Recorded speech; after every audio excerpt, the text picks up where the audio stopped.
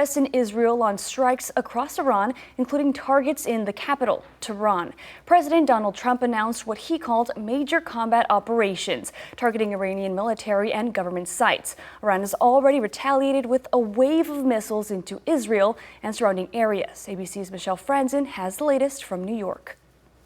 The strikes by Israel and the U.S. hitting targets in Tehran during the morning. Video showing large plumes of smoke billowing against the blue skies, with Iranians seemingly caught off guard. President Trump at his Mar-a-Lago estate in Florida making the announcement to Americans and the world. A short time ago, the United States military began major combat operations in Iran. Earlier, Israeli officials called the strikes preemptive and issued a state of emergency, telling Israelis to be on alert due to drone and missile attacks that were sure to follow by Iran.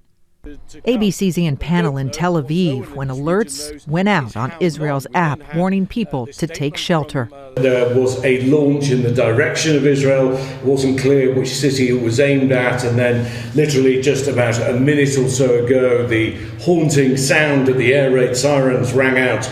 The U.S. has spent the last few weeks building up military resources in the Middle East, sending ships, including strike carriers, destroyers, along with fighter jets, positioned throughout the region.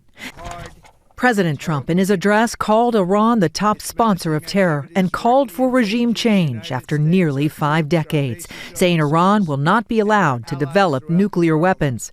The president also issuing a sober warning that there could be American casualties. Iran launched retaliatory strikes in the region, with the U.S. Embassy in Bahrain warning a U.S. Navy command center was targeted and Americans in Qatar told to shelter in place due to incoming missiles. President Trump, who campaigned on the pledge not to start any new wars, has now launched what could be a long campaign. Democrats were already planning to force a vote next week on a bipartisan resolution aimed at limiting the president's war powers. The resolution now taking on new urgency. Michelle Franzen, ABC News, New York.